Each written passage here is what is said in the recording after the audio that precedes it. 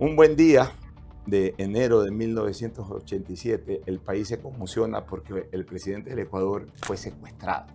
Febres Cordero era el mismo que yo había conocido, porque lo conocía mucho tiempo, porque nosotros en esa época, los reporteros, cuando el presidente venía era la noticia del día, entonces siempre andábamos atrás del presidente, en los recorridos, en todos lados, lo conocía muy bien. A mí me impactó cómo se llenó rápidamente, cómo se invadieron los terrenos, o sea, la forma en que estos jeques de las tierras en Guayaquil las traficaban, que ha sido uno de los grandes males de la ciudad. Yo había escrito lo que iba a decir y lo ensayé creo que 30 veces para no llorar. Estábamos preocupados por la salud de Tania hasta que un sábado triste nos informan del fallecimiento de Tania. Y me dijo, Tere, alguien tenía que hacerlo, yo tenía que hacerlo de la manera que a Alberto le hubiera gustado. Y el gobierno decide callar a todos los medios de comunicación y solo poner su versión. Javier Alvarado, en el noticiero de la noche, decide que nosotros íbamos a salir a través de las cadenas y él toma la decisión.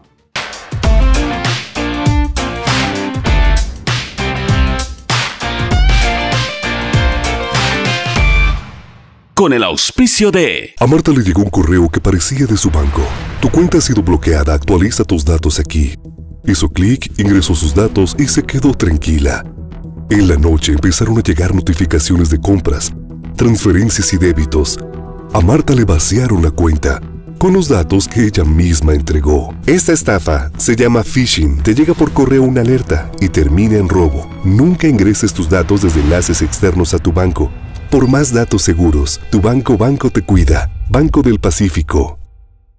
Un saludo cordial, queridos amigos, tanto de Radio Centro en 101.3 frecuencia modulada, programa que sale hoy domingo, como también en redes sociales, en las digitales de Radio Centro 101.3, YouTube y Facebook Live, en mis cuentas personales YouTube Pocho Harp y Facebook Live Los Tiempos de Pocho. Bienvenidos a esta nueva edición de Leyendas, que tuvo gran acogida, ha tenido a lo largo de todos estos programas. Rompimos pico el fin de semana anterior con la entrevista a doña Isabel Novoa Pontón. Y hoy tenemos asimismo una mujer extraordinaria, una leyenda de la televisión ecuatoriana, como es Teresa Arboleda, de quien me honro en ser su amigo, haber sido su compañero, pero sobre todo su admirador, su seguidor en su carrera periodística desde muy temprano en Ecuavisa. Y terminó en Ecuavisa. Una sola camiseta, como se dice en lo deportivo, una sola camiseta televisiva, una mujer muy reconocida y muy respetada en el ámbito nacional. Teresa, bienvenida, buenos días, buenas tardes, buenas noches, dependiendo de la hora en que nos vean en redes, buenos días a través de la radio. Qué gusto tenerte por acá. Pocho, muchísimas gracias por invitarme. Muy buenos días, muy buenas noches, muy buenas tardes a quienes nos estén escuchando y nos estén viendo. Te agradezco por sobre todo esas palabras que yo sé que nacen más que de la realidad de tu cariño y de tu aprecio, porque de verdad fuimos compañeros y íbamos todas las noches a informar al público sobre las novedades del deporte en tu caso y las mías en materia general. Y siempre teníamos pues una cantidad de noticias y de información importante que sí se podía esperar hasta las 20 horas para que la gente se entere. Ahora ya no, ahora la gente se entera antes de que nosotros le digamos las cosas. Claro, ahora la gente está informada todo el día. Es el mundo de las redes sociales. El mundo de la información. De lo que dije de ti es lo real. 10% de cariño y 90% de realidad. Eres sin duda figura icónica en la televisión, posiblemente la presentadora de noticias en la historia, más recordada y más respetada, también con más tiempo en una más misma... Tiempo al aire, más tiempo al aire en un mismo canal, que es muy difícil. En un mismo horario, eso sí. En un mismo horario. Siempre fuiste la conductora del noticiero estelar de Televistazo. Pero comencemos a recordar a Teresa Arboleda desde su infancia, como hacemos con todos nuestros invitados. Al final de cuentas, este es un desarrollo de la vida de las leyendas. ¿Cómo fue tu niñez? ¿Qué escuela fuiste parte? ¿A qué colegio? ¿Cómo eran tus padres? ¿Cómo era tu familia? ¿De dónde eras? ¿De aquí? ¿La familia era de aquí de Guayaquil? ¿Tenía ascendencia de otro lado? Cuéntanos un poquito. Mi papá y mi mamá eran migrantes, porque mi papá es de Quito y mi mamá es de Loja. Entonces se encontraron en algún momento del camino. ¿En Guayaquil? No, se encontraron en Loja. Mi papá era amigo del papá, bueno, ahí se encontraron. y vinieron a Guayaquil por cuestiones de trabajo, por trabajar, mi papá, por mantener a su familia.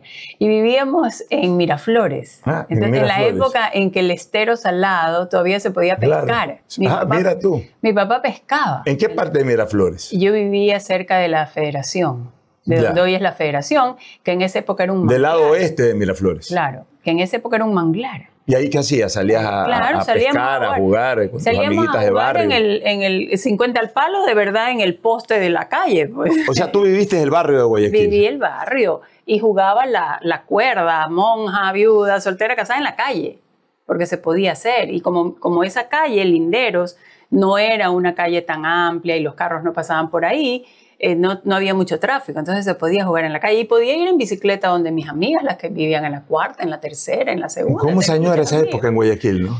Ya sí, casi Guayaquil no existe como ciudad. No, yo le llamo una ciudad laboral. Esa vivencia de barrio ya no existe a menos que estés en estas urbanizaciones totalmente cerradas donde tienes seguridad. Claro. Y donde casi ni te conoces con el vecino. Sí, desde hace mucho tiempo Guayaquil dejó de ser prácticamente una ciudad residencial, en parte, no en otro. Yo era de las que iba a la tienda vive todavía en la ciudad, pero yo iba a la tienda a comprar las golosinas, o si mi papá nos educó con Coca-Cola. Ahora ya es prohibida la Coca-Cola. Tú mismo ibas a la tienda a comprar. ¿Y a qué escuela ingresaste? A la escuela Instituto Particular Abdón Calderón. Acá en la Kennedy. En la Kennedy, exacto, frente a la universidad. Y cuando habían bullas, te tenían que sacar de ciertas aulas porque el humo... El gas lacrimógeno, sí. Era terrible. Sí, era terrible. Yo me imagino, y así adelantándonos un poquito, cuando ya te tocó presentar noticias y presentabas esos incidentes que siempre se han producido en la Avenida de las Américas, en el sector de la Universidad Estatal, ¿no recordabas, mientras presentabas las noticias, no recordabas tus vivencias ahí? Por supuesto que sí, pero por sobre todo, el colegio me acuerdo que teníamos cívica. Entonces yo me sabía muchas poesías, los himnos, porque los cantábamos. Y eso de alguna manera te da un cierto sentido de pertenencia a la ciudad, al país, de amor de verdad. Porque acuérdate tú todas esas poesías de José Joaquín de Olmedo, los himnos, son hermosos realmente como poesía. Te pones a verlo, me acuerdo el abecedario para un niño de José Joaquín de Olmedo, hermoso. Precioso. Y te los aprendías todos. Me los aprendí, me gustaba, sí. Bueno, y de ahí vino la época del colegio. Ahí estoy en el Liceo Panamericano. Al sur. Al sur. En esa época era al sur. Yo soy de la cuarta promoción del Liceo Panamericano. O sea, prácticamente de los fundadores. Y fundadoras, porque el Liceo Panamericano era un colegio, era de los pocos colegios mixtos en esa época, porque si bien es cierto que predominaban las mujeres... Calderón también era mixto. Pero hablo de colegios secundarios. Si bien es cierto que predominaban las mujeres, hablo también de los colegios privados. Claro. Habían poca cuota, pero había poca cuota de hombres. Rafael Cuesta estaba varios años antes que yo. Creo que fue la primera promoción. Mentira, no sé cuánto, pero sí como 2 o 3 años. Pero había ese mix, porque en los colegios sí como que se dividía la cosa. En las escuelas eran hombres y mujeres. Ajá. A mí me tocó escuela mixta, la moderna. Pero después me fui a la Javier, que era solamente hombres. Igual era el Cristóbal, el San José, el Espíritu, Liceo Naval.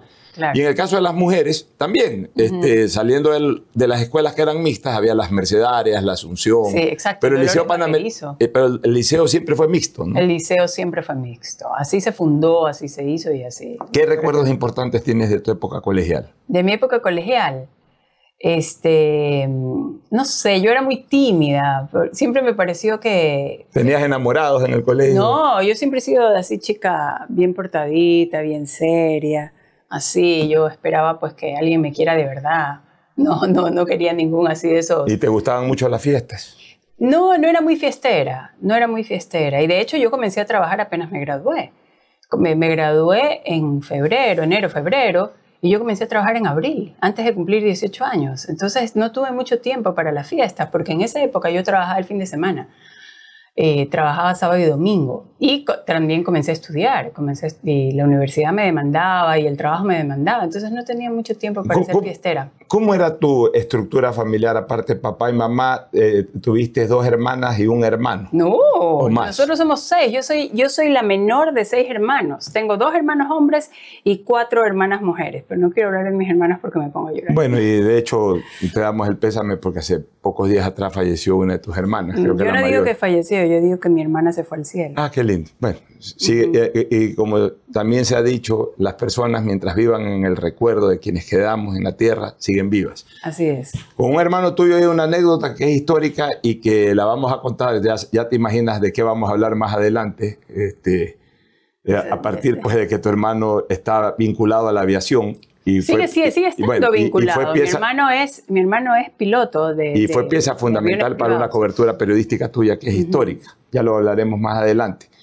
¿Cómo nace la vena periodística de Teresa Arboleda? Porque entré a trabajar a Ecuavisa. En mi época... ¿Pero cómo? ¿Por qué entraste a trabajar en Ecuavisa? ¿Qué habías hecho periodísticamente para entrar a Ecuavisa? Mira, en mi época yo me acuerdo que uno se graduaba de bachiller y comenzaba a buscar trabajo y era más sencillo encontrar trabajo. Entonces mi hermana había trabajado en Ecuavisa y era amiga de Yoconda de Varas, que era, tú recuerdas a Yoconda, la gran ejecutiva, sí. La gran ejecutiva que manejó el personal de Ecuavisa durante varias décadas. Yo creo que ella lo manejó, el personal de Ecuavisa, por lo menos 2 décadas. Así es. Entonces, Yoconda, mi hermana se gradúa, ¿tú crees que hay algún puesto por ahí? Yoconda me dijo que bueno. se iba a Lourdes Cordobés, que era editora de programas y aprender a editar. Imagínate, para mí todo era toda una tecnología. Yo tenía 17 años y Lourdes Cordobés me enseñó a editar. Tú entraste a Ecuavisa a editar. Eso lo recordamos. A editar y a hacer el show de Bernard. ¿Qué hacías en el show de Bernard? Escogía los musicales. Pues Bernard llegaba solo al momento, llegaba 10 minutos antes del programa y los musicales estaban escogidos y uno le escribía ahí. O sea, toda la cortina musical que presentaba Bernard la escogías tú.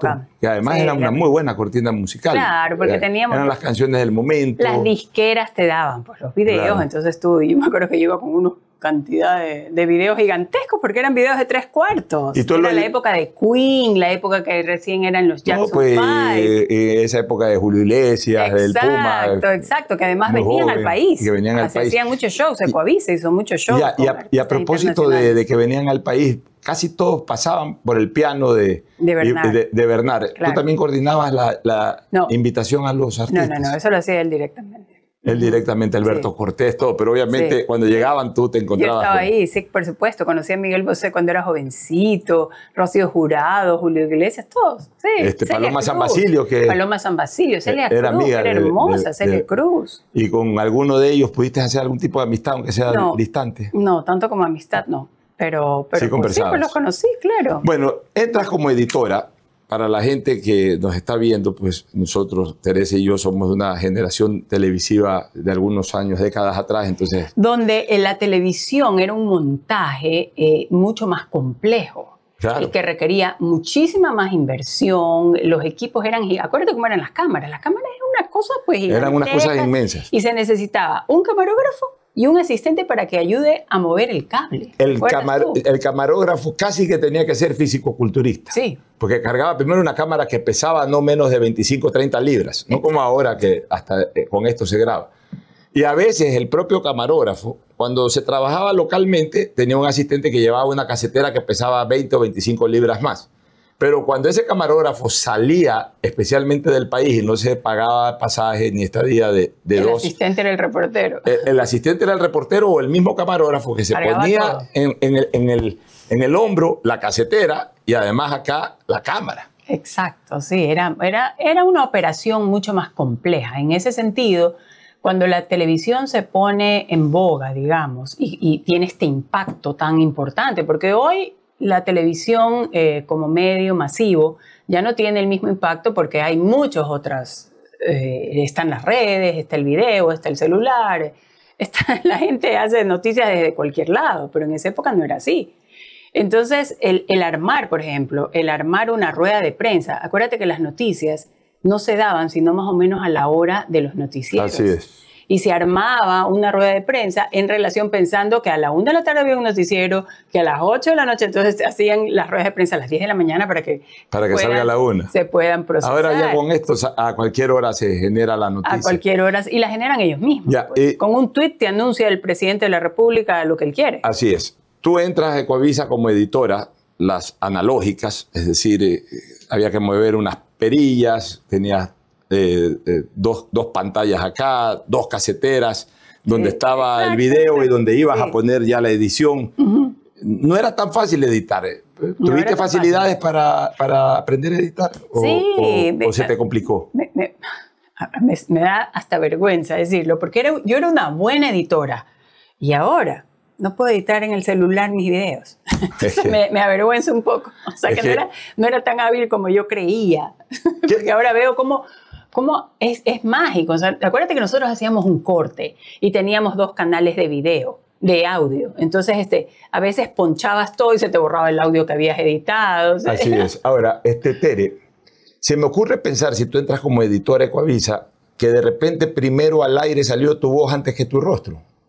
O sea, tú no metías algún tipo de locución mientras editabas de noticias que salían al aire antes de salir en pantalla. Creo que no. O saliste primero en pantalla. Lo que pasa es que cuando tú eres editora, y en esa época, hoy los periodistas, los reporteros editan sus propias notas. Y eso fue ya incluso antes de que yo salga de la televisión, ya los reporteros editaban sus propias notas. En esa época no. Era todo un problema, era todo. Entonces uno aprendía mucho editando, porque estabas editando con el reportero y tú mismo incluso a veces opinabas, decías, no, esto sí, no, ay, esto está bien, esto se ve muy bien, no, mejor ponle cosas así. Entonces vas aprendiendo y te vas metiendo en el mundo y era una gran escuela, porque en esa época las escuelas de periodismo eran el periodismo tradicional, y era más el periodismo de prensa. Y la televisión vino a ser una escuela en sí misma. Y luego se desarrolla la escuela de televisión en las facultades de periodismo. ¿Fuiste primero reportera o presentadora? Las 2 a la vez. Al mismo tiempo. ¿Cómo fue tu debut ya al aire? Porque me hicieron una prueba. ¿Quién te hace la prueba? La prueba me la hacen Nila Velázquez y Marina Paulinelli, que hicimos un programa que se llamaba Hacia la Universidad. Entonces comencé con un programa. Y yo tenía ahí, no había cumplido 19 años. ¿Estabas haciendo estudios universitarios? Estaba haciendo, sí, estudié arquitectura en esa época. Que no terminaste la carrera. No terminé, hice hasta 3er curso, me encanta, pero no terminé. Y terminé periodismo muchísimos años después. Bueno, ¿cómo fue esta prueba? Y me hicieron una prueba en el set. Me hicieron una prueba así, me hicieron una prueba en el set, a ver qué tal leía yo. Leía. Eso se lo debo al colegio Abdón Calderón. ¿Por qué? Porque en el colegio Abdón Calderón me hacían leer y yo leía en público. Yo qué sé, me acuerdo que del colegio tenía 1000 alumnos en esa época. Y los lunes cada grado presentaba a un alumno que hacía una poesía y el otro declamaba. Y yo no sé por qué siempre me metía. ¿Y cómo de repente te anuncian que ya vas a formar parte del staff periodístico? Porque comenzamos a hacer el noticiero el fin de semana. Fue el primer noticiero el fin de semana. Y entonces necesitaban una presentadora para ese noticiero. Y yo ya venía ¿Qué día era? ¿El sábado o domingo? Y yo ya venía haciendo el programa hacia la universidad. No había cumplido 20 años, tenía 19 años. Y te dijeron a presentar. Yo digo que Javier Alvarado Roca de verdad fue un pionero de la televisión y del periodismo y de esta liberación de las mujeres, porque siempre confió en las mujeres. La primera reportera mujer del país en televisión, la señora Salas, mamá de la Miss Ecuador, Anita Wright. Mira tú.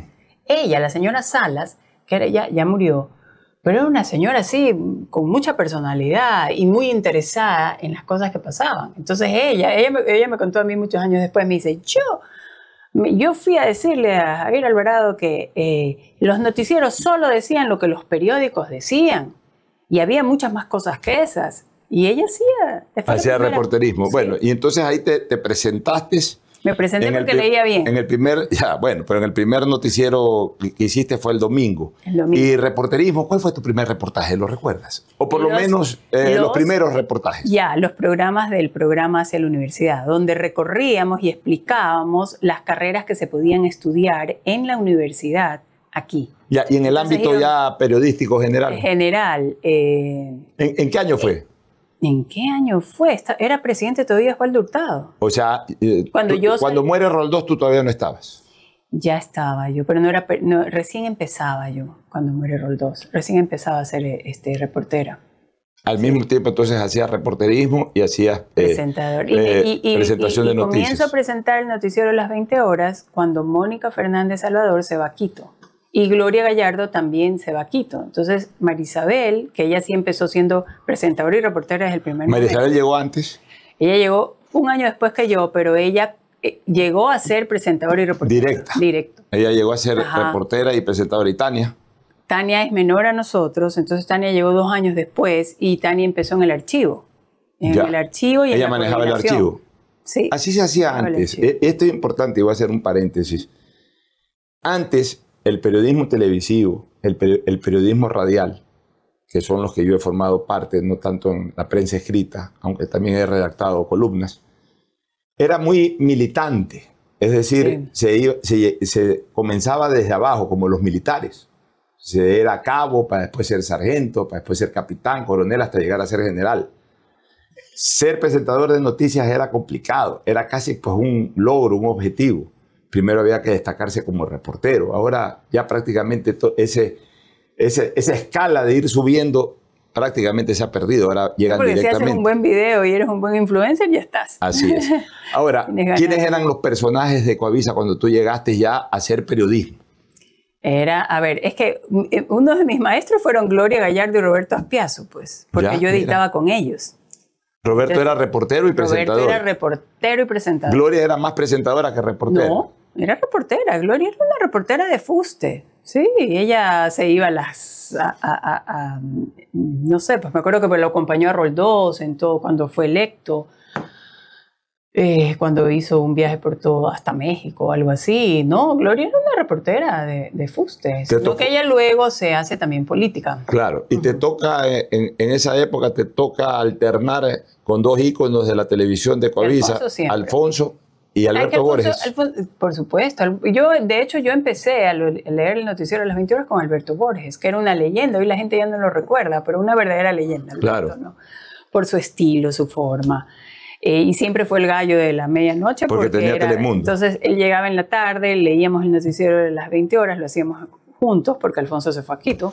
Éramos los 3. Era Alfonso, Alberto y yo. Y pudiste hacer muy buena amistad con ambos. Claro, por supuesto. Alfonso hasta ahora, Alfonso es un maestro. Realmente ha sido un maestro para muchísimos, para muchas generaciones de periodistas y también de ciudadanos. O sea, Alfonso es un referente. Yo siempre le digo a él, ya, usted pasó de ser el referente del periodismo, usted es un ícono pop de este país. Pero porque para toda la gente... Cuéntame un poquito de esto, Teresa, que esta es una experiencia interesante.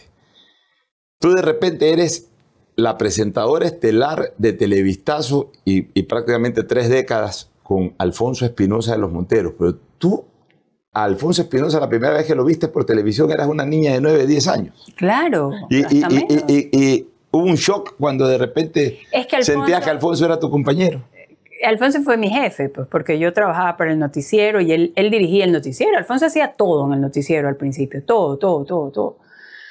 Yo digo que Alfonso y Javier Alvarado abrieron la trocha del periodismo en la televisión ecuatoriana, porque cuando el camino ya está hecho y tú sigues huellas importantes, es más sencillo, porque estás siguiendo la huella, pero cuando tú no avisoras bien, sino que sabes que hay un objetivo, pero tú tienes que abrir el camino y tienes que irlo haciendo. Esos fueron Alfonso Espinosa y Javier Alvarado. Ese fue Javier Alvarado. Claro. La visión de él fue esa, hacer un periodismo de calidad, independiente, que sea un contrapeso del poder, porque así lo concebía él, el periodismo en la televisión, que además tenga el impacto de este nuevo medio, que fue cuando él lo fundó, era un medio nuevo, que tenía la importancia y digamos el peso específico, ¿no?, que se fue haciendo. Ahora, tú ya nos has mencionado algunos íconos de la televisión que te antecedieron. Mónica Fernández Salvador, que la recuerdo perfectamente, bella, presentando noticias con Alfonso Espinosa. Gloria, mi queridísima amiga Gloria Gallardo. Hemos hablado de Alfonso Espinosa, hemos hablado de Roberto Aspiazu, también de Alberto Borges. Con Carlos Vera te encontraste en una primera época, porque después ya en el siglo XXI, el año 2000, 2001 o 2000, que ingresa Carlos a Ecuavisa, pues ahí sí claro, fuiste compañera, pero antes, en la época de los 70, 80, No, bueno, 90. Es que yo en los 70 todavía estaba en el colegio. No, perdón, 80, 90. 80, 90. No. Ingresé en el año 79, apenas me había graduado. Cuando él ya entra a Ecuavisa, yo tengo más relación con Carlos. Carlos era un gran referente, apenas. Me acuerdo cuando él trabajaba en Ecuavisa, yo trabajaba en Ecuavisa, pero él trabajaba en Canal 8, con quien teníamos todavía... Ecuavisa no era Canal 8, sino que tenía un vínculo, alguna forma de relación, pero no era propiedad de Ecuavisa el Canal 8, pero él trabajaba en Canal 8 y hacía este programa con Mónica Fernández. Hoy Domingo, creo que se llama. Y mantuviste una buena relación con Carlos. Siempre. Yo sí, porque o sea, Carlos es, digamos que es un hombre apasionado, con contrastes en su propia personalidad, pero siempre admiré su gran talento en televisión. Y de hecho lo sigo admirando porque veo que cómo ha evolucionado en las nuevas formas de hacer comunicación. Lo ha logrado hacer bastante bien. De la época prehistórica de la televisión a evolucionar a estas nuevas formas de comunicación. No es sencillo y yo creo que él ha tenido una cosa que la gente tal vez la puede reconocer, así les caiga mal o lo que sea. Él tiene una gran constancia en la televisión. Él ha sido un guerrero de la comunicación. Puede no estar de acuerdo. Y Carlos sabe que mucha gente no está de acuerdo como él opina. Sí, él siempre sabe, pero él sabe que yo le tengo cariño. Tiene personalidad, que es lo más importante, y se impone ante cualquier situación. Tere, hay 3 grandes presentadoras de la televisión, las 3 de Coavisa, que han marcado toda una era. Sin olvidar a Mónica Fernández, a Gloria Gallardo, por supuesto sin ignorar a las actuales, que son muy buenas. Pero las 3 presentadoras de noticias icónicas de la televisión han sido Marisabel Crespo de Levet, Teresa Arboleda y nuestra queridísima amiga hermana, Tania Tinoco. Ustedes han sido compañeras, ustedes han sido muy amigas, pero en algún momento sintieron que también eran rivales. La televisión despierta muchas vanidades, este hecho en nuestra época, ahora menos, porque como ahora es tan amplio esta difusión del video, ya no tienes pues ese estrellato, porque el estrellato se te baja rapidito, al día siguiente se te baja.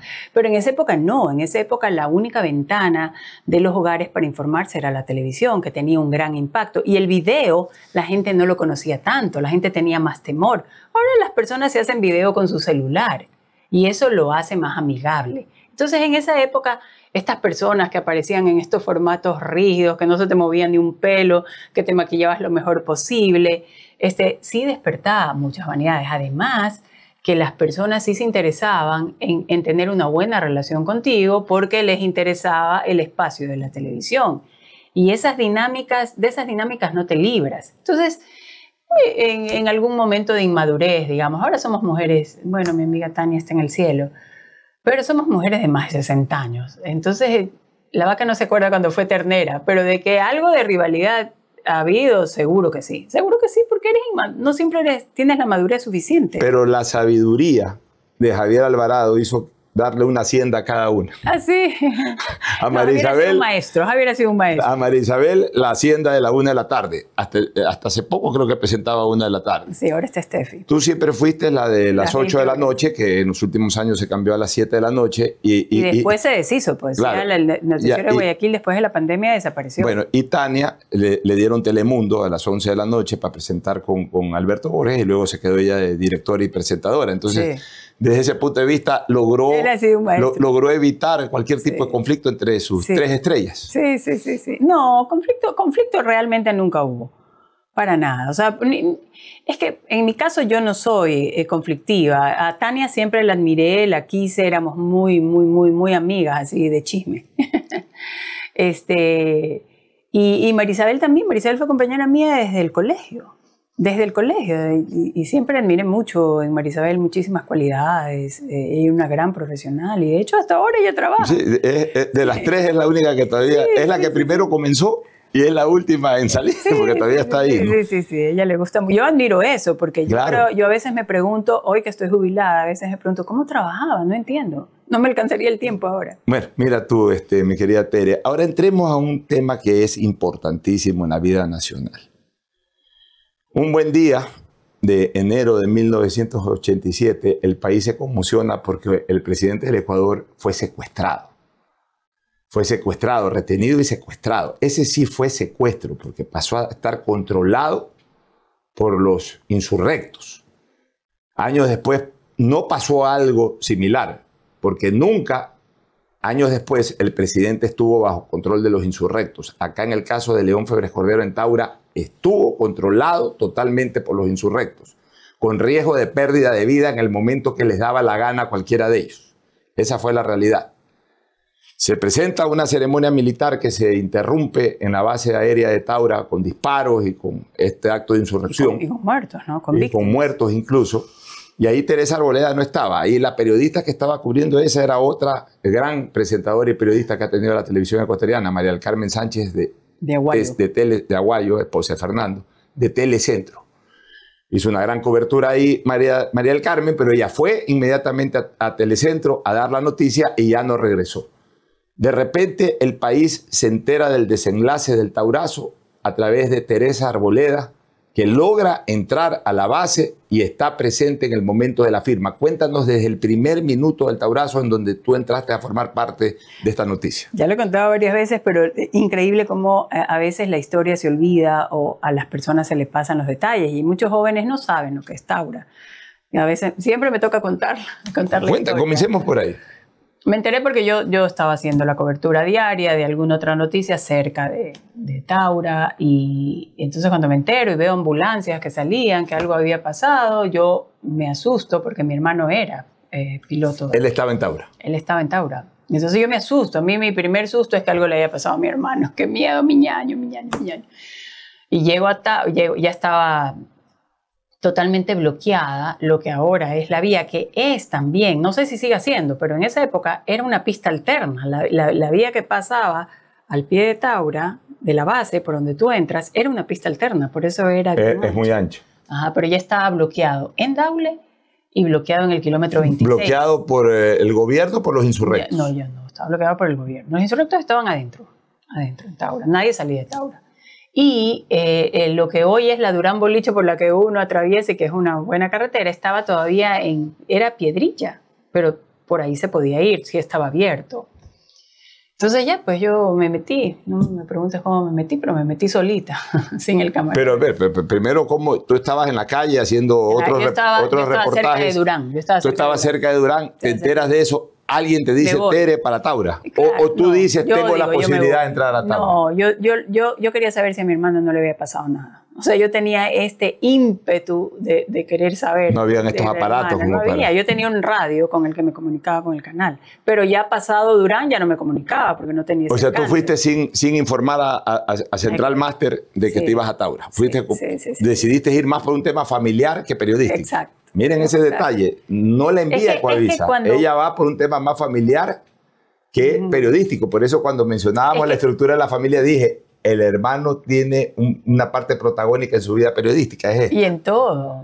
O sea, mi familia es una familia muy unida, muy solidaria, súper solidaria. Entonces, mira cómo lo importante que es, incluso en cualquier profesión, en cualquier cosa que tú estés, lo emocional. En ese instante, esta emoción intensa por la seguridad de mi hermano me lleva a hacer eso. Y ya cuando estoy ahí, ya pues también trabajaba. Claro, pero a ver, llegas con el camarógrafo. No, ese camarógrafo se baja. Se va al canal, se regresa al canal. No, se quedó ahí porque estaba bloqueado en el 26. Entonces el vigilante me dijo, no puede pasar. Era un carro Cóndor. Y yo le dije, no se preocupe, yo voy a dar la vuelta. Entonces aceleré. Y el camarógrafo me dijo que no. ¿Tú manejabas? Yo manejaba. Ya, y el camarógrafo se quedó. El camarógrafo se quedó y yo llegué hasta la puerta de Taura, me bajé al frente y me apuntaban. Y yo con una blusa blanca. ¿Pero cómo entras tú si no entraba nadie? Porque salió el camarógrafo Pepe Vázquez. Pepito, claro. Que había entrado con Javier Segarra, que lo habían llamado, que él estaba por ahí, lo habían llamado para hacer la primera declaración. Entonces ellos ya salían. Y yo le digo, no me preguntes. Le comencé a decir, yo no les tenía miedo a los insurrectos. No le quería decir los insurrectos, sino yo no tenía miedo a las armas, no le tenía miedo a los efectivos, no le tenía miedo a los miembros uniformados, no les tenía miedo, eran familiares para mí. Eso ayuda, porque emocionalmente. Y entonces ellos salían y yo simplemente les dije, pero esto es algo que el país tiene que saber, no puede ser, el presidente está adentro, no sé, pues yo así toda eufórica, emocionada y ya pues los convencí.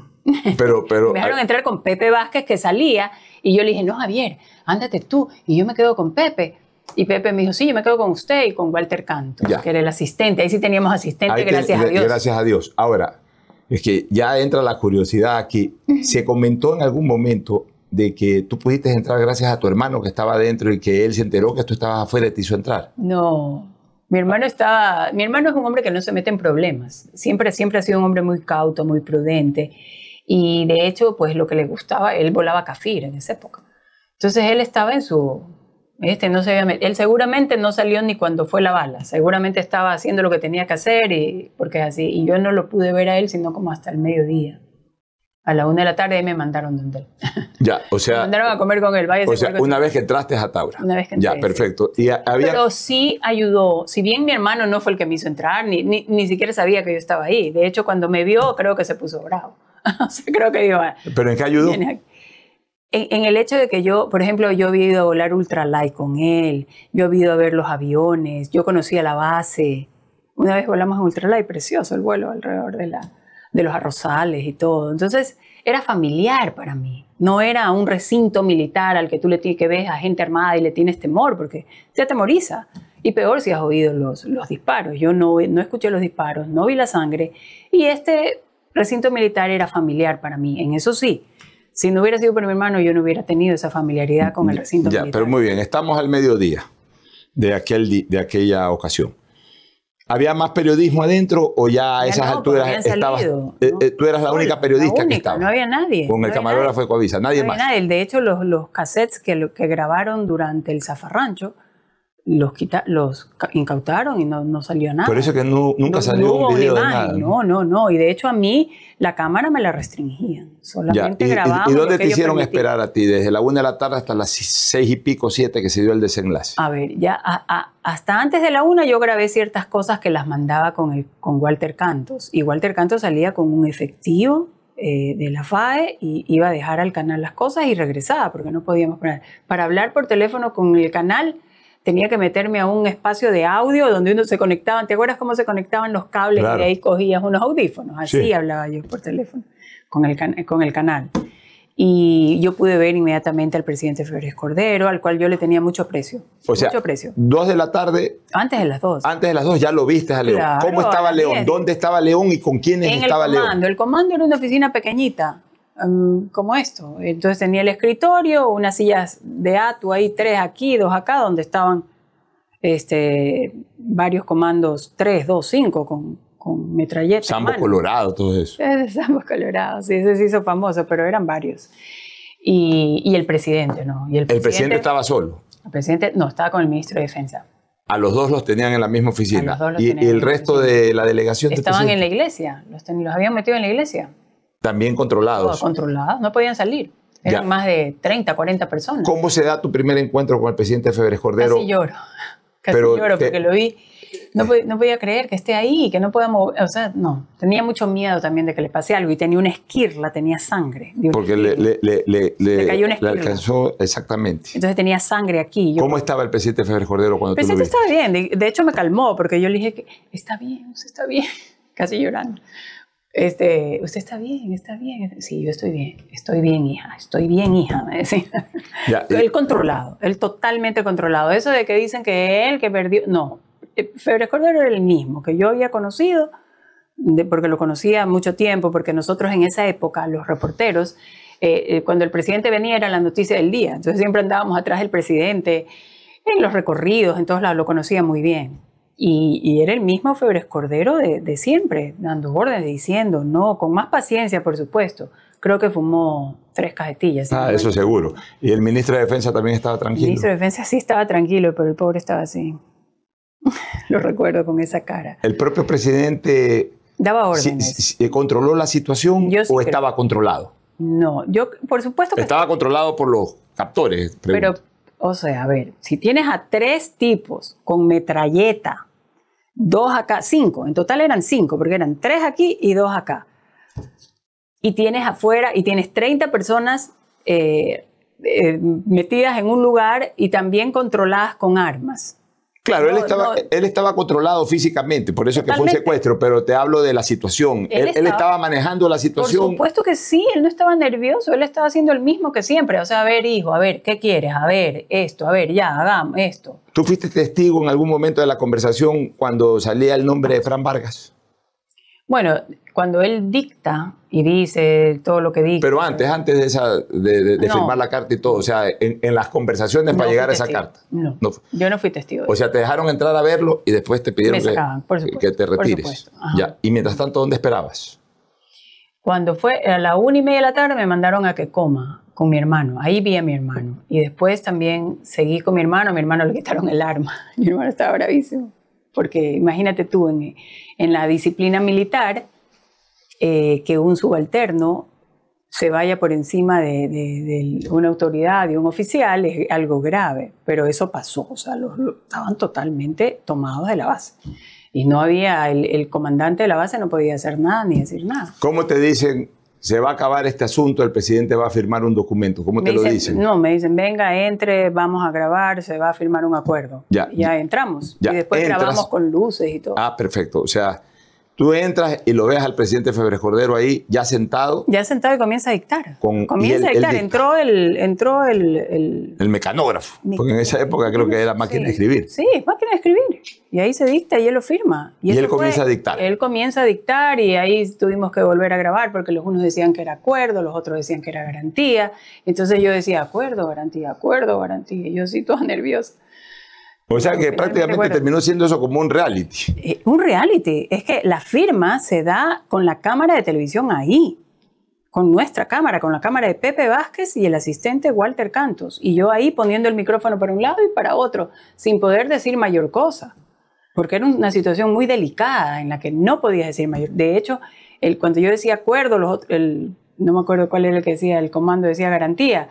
Y cuando yo decía garantía, creo que Febres Cordero me decía acuerdo. Pero hasta la palabra era importantísima. Era un momento de mucha tensión. El país no lo conocía y de hecho mandamos el cassette para que salga. Ah, no, el camarógrafo se había ido el asistente. Y yo tuve que salir para que el camarógrafo se quede, porque la cámara era más importante que yo. Tuve que salir con 5 comandos con el cassette así, de la firma del presidente, para que se conozca, porque no había otra manera de que se conozca esta firma del presidente. Bueno, ¿y tú pudiste hablar una vez que el presidente Febres Cordero firma ese acuerdo, o cómo es que le llamaban también? Garantía. O garantía. Acuerdo, garantía. Yo lo tuve que repetir Bueno. 3 veces, creo, porque le decía acuerdo y los acá me decían garantía. El presidente me decía acuerdo. A garantía, hasta que al final creo que le tuvimos que hacer caso a los comandos. Bueno, pero en todo caso, una vez que ya acabó ese acto, ¿qué hicieron los militares en ese momento? Ya con la firma, ¿qué Se hicieron? esperaba que llegue Fran Vargas en el avión. De hecho, llegó. Y lo fue a ver en esa época creo que era coronel Córdoba. Lo fue a Lo ver fue a dónde? ver a Quito. Ya, y aterriza Fran Vargas. Risa Fran Vargas y ya estábamos en el bus y no lo dejaban bajar porque viene en un avión del ejército. Entonces le llevan un micrófono, un teléfono al presidente al bus para que él dé la orden de que lo dejen bajar antes de que él salga. Y da la orden. Y da la orden. Ahí ya entraron otros canales. Ya fueron a ver al kilómetro 26 otros canales. Por eso de ese momento sí hay otras tomas. Ya, y te hago una pregunta.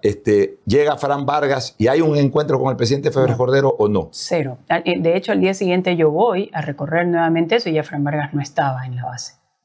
Ya, ¿y cuál fue la condición principal de ese acuerdo o garantía o como se le haya querido Que no llamar? les hagan, que no haya ninguna retaliación, que no haya ninguna consecuencia. De hecho, los comandos creían que iban a salir libres sin ningún problema y seguir con su trabajo. Ya, Esa era una de las condiciones. Ya, y cuando ya firma el presidente Febres Cordero, ¿pudo hablar contigo algo directamente? Bueno, salió conmigo, yo salí con él. Cuando él iba a salir, él pide que entre en las cámaras y yo entro y salgo con él. O sea, él estaba sentado todavía y cuando ya me ve a mí con mi camarógrafo, se para y salimos. Después de que habían grabado la firma y Claro, todo eso. claro. Y te dijo Después de un algo. rato, cuando llegó el presidente. Ya, y en el camino te Sí, dijo me dijo, algo. sí, por supuesto que me dijo. A Cuéntanos mí no un me poquito. gusta. Cuéntanos. No me gusta decir porque... Cuenta que la gente... Esto es para la historia. Esto es para la historia.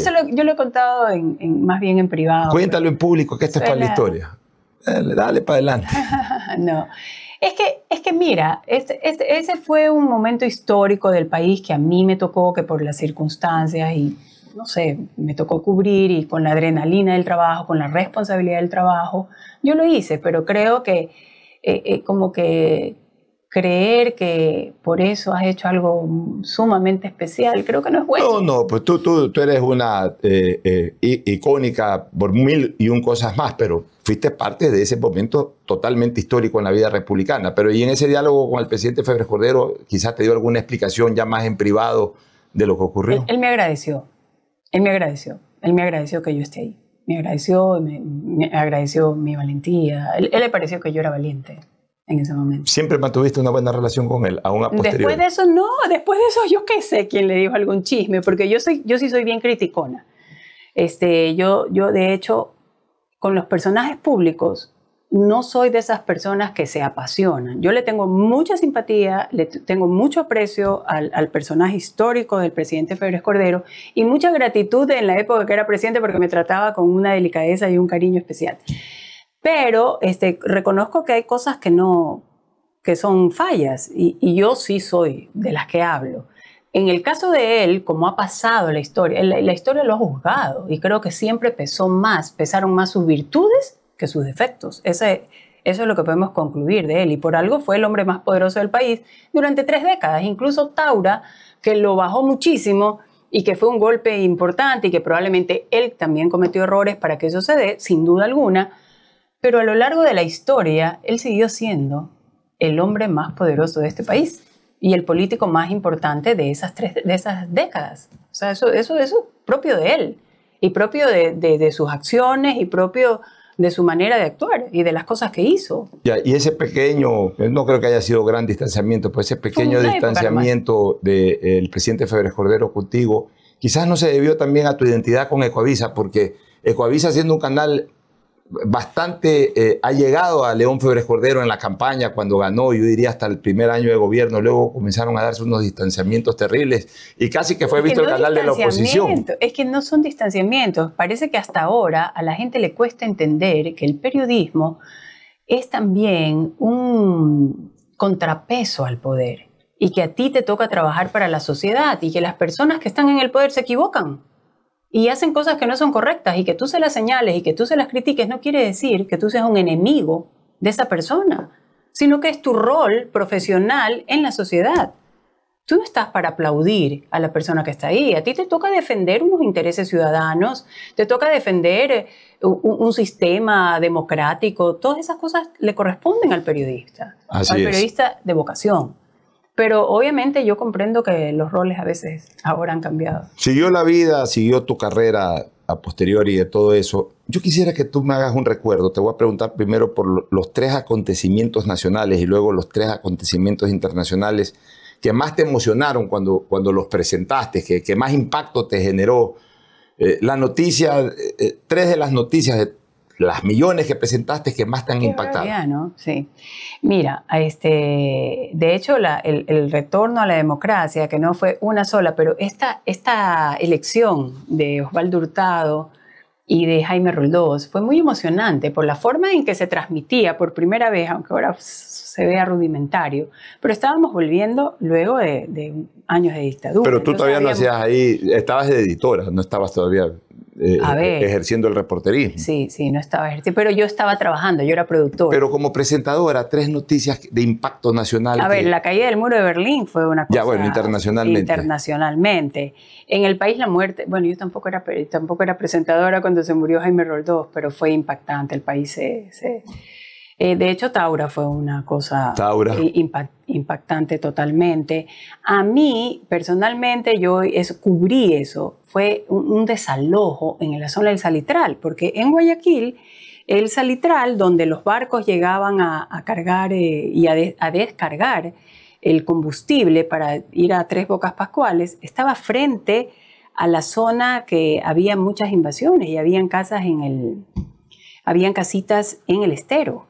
Eso fue impactante. Entonces, ahí se trasladaron esas personas al Cerro de Mapasingue, que eran terrenos del BEP. Ya, y eso también se comenzó, de hecho, yo vine a hacer el Cerro de Mapasingue con las invasiones. Luego, cuando se abrió la vía perimetral, también a mí me impactó cómo se llenó rápidamente, cómo se invadieron los terrenos. O sea, la forma en que estos jeques de las tierras en Guayaquil las traficaban, que ha sido uno de los grandes males de la ciudad. Era impactante cómo se llenaba. Ya, en lo internacional, Tere, yo creo que hubo un día fatal para la humanidad.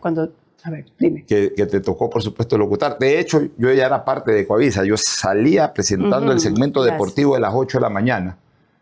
Cuando en el pasillo, ¿te acuerdas que habían unos televisores ahí? En el pasillo observo de que comienza a humear una de las Torres Gemelas. Terrible. Y entonces ahí me pongo a ver, porque decían que una avioneta se había estrellado y de repente se transmite en vivo el impacto del segundo avión y ahí sí ya se declaró acto terrorista. Y durante todo ese día vivimos una jornada terrible con el derrumbe de las torres, etc.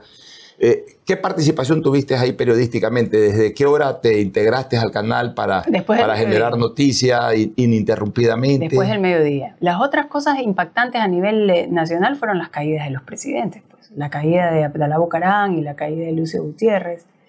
Fueron impactantes. ¿Te tocó estar haciendo durante la tarde y noche?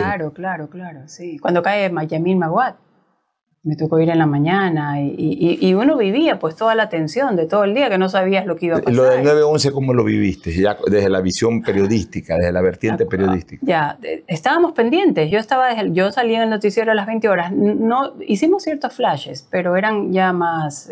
se generaba a nivel internacional, entonces nos conectábamos mucho con las cadenas internacionales. No era noticia que nosotros... Pero desde lo emotivo... ¿Te sentiste muy afectada? No, pues eso fue una cosa que afectó al mundo entero y cambió al mundo en su percepción de seguridad totalmente. Luego de eso, acuérdate que luego de eso cambiamos la forma de viajar, todos. Claro, por supuesto. Ahora, Tere, viene el gobierno de Rafael Correa.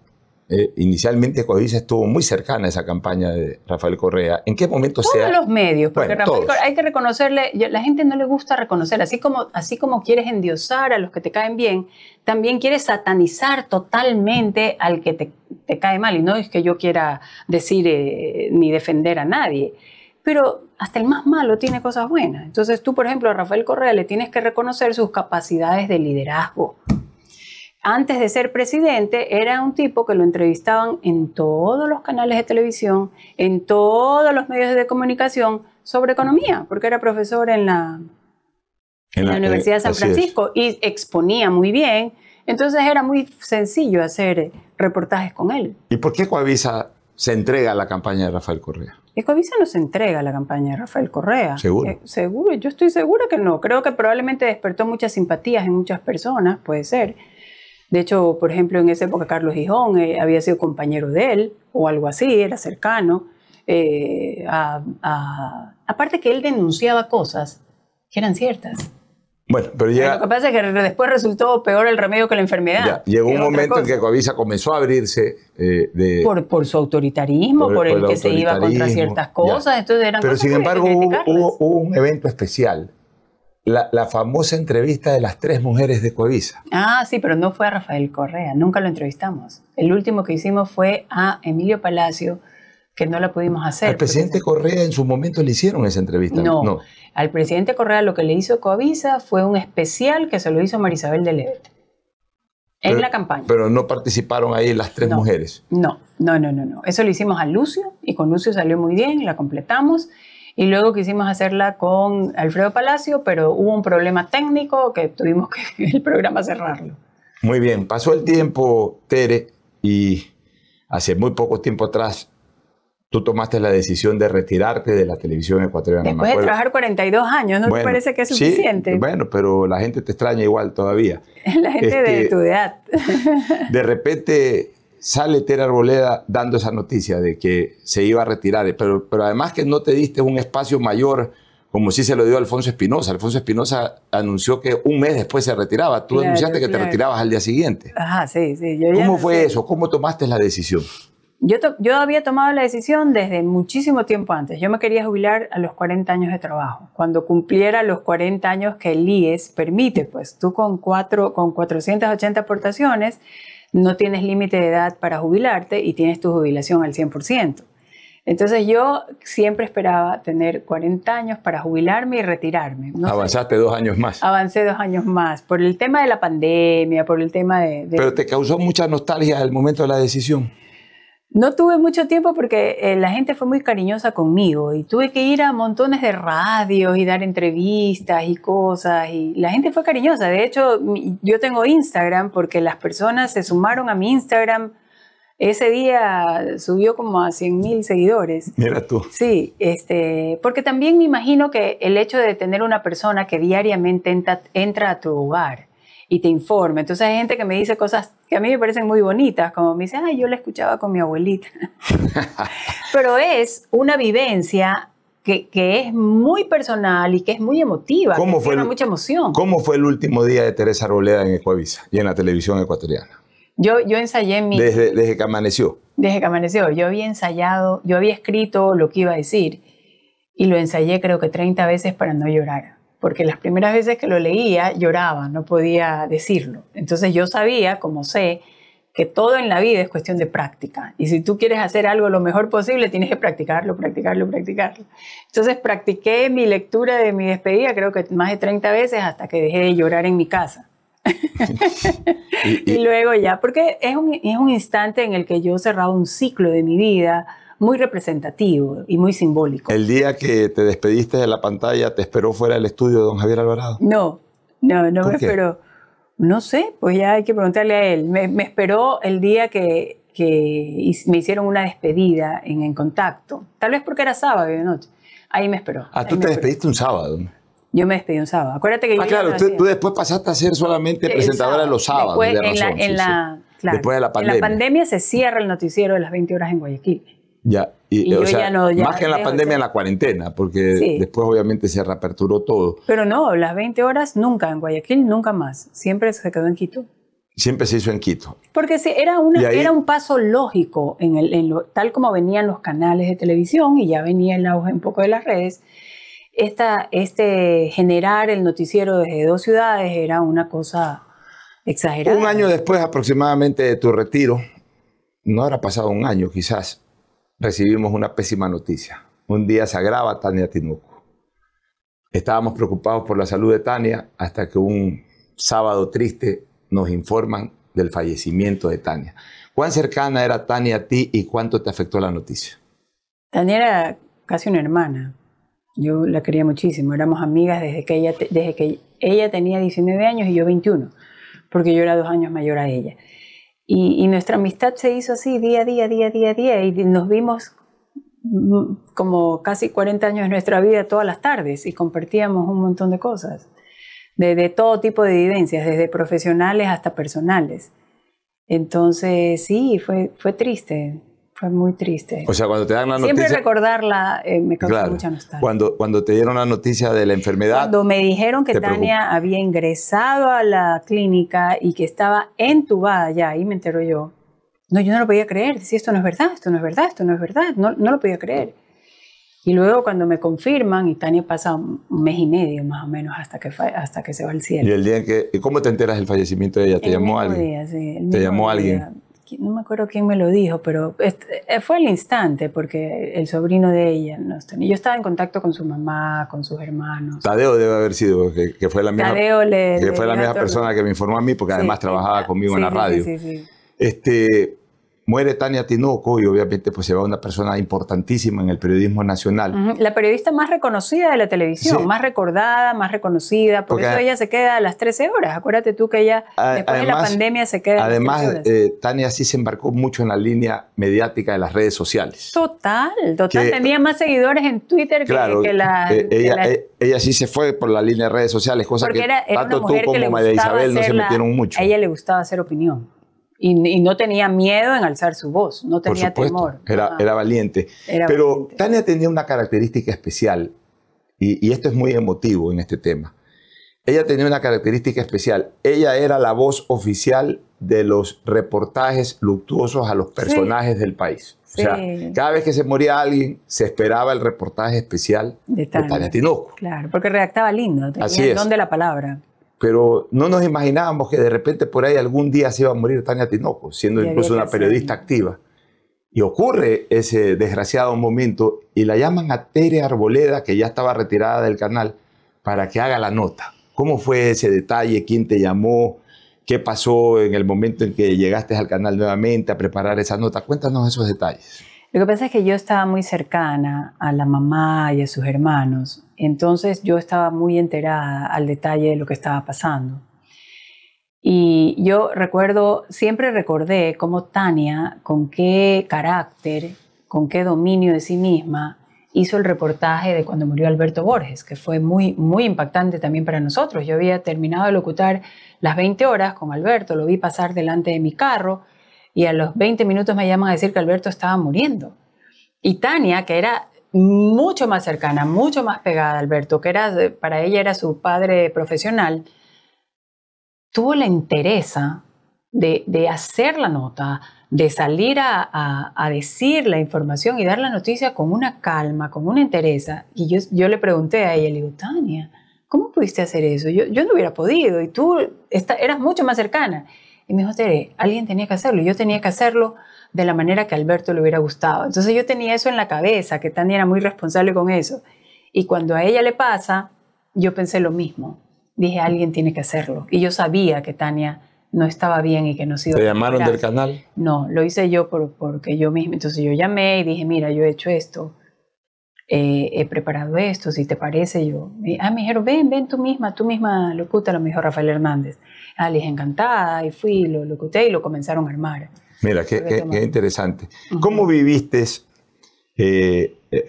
anécdotas, etcétera, la despedida del presentador de televisión más icónico, ese sí definitivamente y sin comparación, que ha tenido el Ecuador, Alfonso Espinosa Los Monteros, tu compañero por lo menos en 30 años de locución? Asimismo, un día decidió retirarse.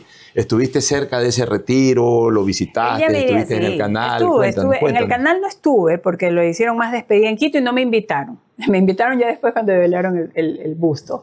Yo sabía cuán responsable y cuán parte de su vida era la televisión para Alfonso Espinosa de Los Monteros. Así como para el país, él es una imagen importante, la televisión y el país y el público también para él era muy importante. De hecho, el canal intentó hacer un documental con él y yo lo iba a hacer y estuve con él mucho tiempo, pero no se pudo hacer el documental porque no me acuerdo qué pasó, algo de salud, me parece, de Alfonso, y no lo pudimos hacer y ya no se lo hizo nunca. Pero ahí sí, compartimos bastante, estuve en su casa y hasta ahora yo sí tengo contacto con él. Siempre estoy pendiente y él también pendiente de mí. Somos amigos. Bueno, por supuesto, yo le tengo un cariño personales. Él me tiene un cariño de hija y yo le tengo un cariño paternal. Don Alfonso, el hombre al que le dicen que es de la época de Matusalén. Le dicen de todo. Y eso él lo toma muy bien porque se da cuenta que eso es parte del cariño de las personas y cómo él está presente en muchísimas personas. Tere, ¿cuán importante fue en tu vida periodística y personal Javier Alvarado Roca? Fundamental. De hecho, es algo de lo que yo le comentaba hace poco a él. Y le decía, yo no sé, le preguntaba a él si él es consciente de cuántas vidas él ha marcado, de una u otra manera, a través de haber hecho realidad esa vocación de periodista. La hizo realidad en un medio tan importante como Ecoavisa y su revista Vistazo. No solo que marcó profesionalmente muchas personas, sino que también la vida de muchas personas. Porque, por ejemplo, yo recuerdo a Fernando Artieda en la época de su padecimiento y Javier fue muy importante, o Paul Martillo también fue muy importante. Yo también tuve un problema de una persona muy cercana a mí de salud y también fue muy, hasta ese nivel. Y además porque a través de Ecoavisa y de estos trabajos que se generaron y de esta empresa, muchas personas pudieron salir adelante desde ese punto de vista. Más aún el país, más aún cuántas historias hemos contado, cuántas cosas se han podido cambiar. De hecho, cuando sucede el 11 de septiembre. ¿El 11 de septiembre? No, el nuestro, el 10S. El 30S. El 30S, es que yo me confundo. Cuando sucede el 30S y el gobierno decide callar a todos los medios de comunicación y solo poner su versión, Javier Alvarado, en el noticiero de la noche, decide que nosotros íbamos a salir a través de las cadenas de televisión. Y él toma la decisión, de manera muy valiente. ¿Y qué decisión tomó? De que salgamos al aire, que salgamos nosotros al aire. Independientemente. Independiente de eso y que íbamos a salir. Si no podíamos salir en el país, íbamos a salir a través de nuestras cadenas aliadas. Ya, y con noticias independientes de lo que generaba el gobierno. Noticia, con nuestro noticiero. Cuando él toma esa decisión, él recibe varias llamadas y todo, y él toma la decisión, dice, esto no puede pasar. Yo lo escucho decir eso. Esto no puede pasar, el país tiene derecho a ser informado y nosotros vamos a informar. Miren ustedes esa anécdota importante. Toma la decisión. Teresa, tú también fuiste una persona muy identificada con los procesos electorales, con la transmisión de los procesos electorales a la hora de los resultados. ¿En cuántas tardes electorales de Presidencia de la República participaste y cuáles son las 2 o 3 que más recuerdas? A ver, yo no sé por qué le tengo hasta nostalgia a la de Osvaldo Hurtado, que tal vez yo no era de Jaime Roldós y Osvaldo Hurtado. Pero de ahí, pues en todas, hasta Guillermo Lasso. Ya, ¿y cuál de todas, por lo menos unas 2 o 3 de las que más recuerdas? Es que las que por la cobertura, es que por mira, el resultado. Ya, la forma en que se da, en que se comienzan a dar ya a partir del año 2006, de la de el Machi de Rafael Correa. Con Álvaro ya Noboa. Pues sí, pues ya la tecnología había avanzado mucho. Entonces, tecnológicamente, estas eran mucho mejores. Pero desde el punto de vista del trabajo, de lo que hacíamos, la elección, por ejemplo, de Abdalá Bucaram, que nos unimos todos los canales, fue una cosa muy importante. El conteo inmediato, acuérdate que se lo hacía en Filambanco, sí, porque tenía las computadoras. Entonces, ¿hasta qué año se habrá hecho ese conteo rápido en Filambanco? No recuerdo. Me parece que fue hasta Bucaram. Me parece que hasta Bucaram se hicieron ahí con los bancos. Entonces, esas elecciones tienen una característica especial, porque uno trabajaba pues de sol a sol. ¿Y la que más recuerdas así como más anecdótica? La que más recuerdo siempre anecdótica para mí, la de Jaime Roldós y Osvaldo Hurtado. A pesar de que porque más la viviste como televidente que como... No como televidente, no. Yo estaba en el canal. Yo estaba en el canal. Es que me parece chistoso cómo se felicitaban por poderse ver de Quito a Guayaquil con microondas. O como la escenografía tenía unos huecos y atrás unos focos. O sea, no hay luces LED como hay ahora. Increíble. Eran focos. Y entonces la creatividad, por ejemplo, no me acuerdo el nombre de nuestro escenógrafo, pero era creativo y él abría los huecos y el mapa y todo. Entonces había mucho trabajo artesanal. ¿Extrañas la televisión? ¿Te gustaría volver a presentar noticias en televisión, en radio? O sea, ¿ejercer periodismo o estás feliz con la vida de jubilada? Estoy totalmente feliz con la vida de jubilada porque se pueden hacer muchas cosas y a veces puedo opinar en Twitter. Entonces ya no hago periodismo porque el periodismo, o sea, hoy muchas personas hacen noticia, pero el periodismo propiamente en el que tú investigas, haces contraste, jerarquizas, eso toma tiempo y lo hace un profesional y demanda trabajo. Entonces no todo el mundo hace eso.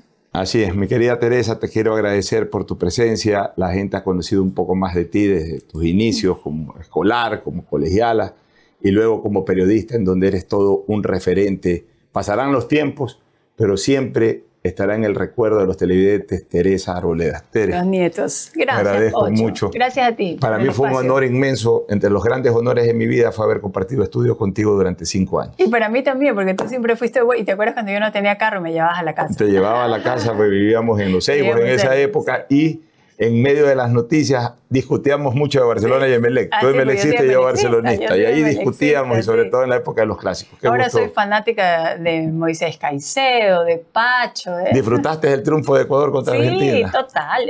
Y en el partido anterior, que jugamos contra Brasil, yo pude llevar a mi nieto al estadio, claro, que tú me ayudaste.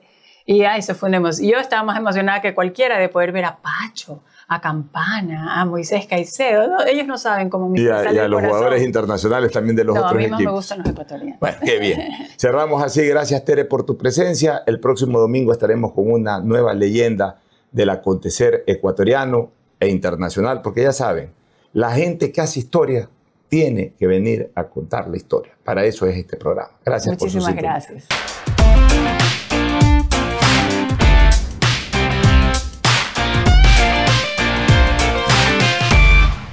Con el auspicio de... A Marta le llegó un correo que parecía de su banco. Tu cuenta ha sido bloqueada, actualiza tus datos aquí. Hizo clic, ingresó sus datos y se quedó tranquila. En la noche empezaron a llegar notificaciones de compras, transferencias y débitos. A Marta le vaciaron la cuenta. con los datos que ella misma entregó. Esta estafa se llama phishing. Te llega por correo una alerta y termina en robo. Nunca ingreses tus datos desde enlaces externos a tu banco. Por más datos seguros, tu banco te cuida. Banco del Pacífico.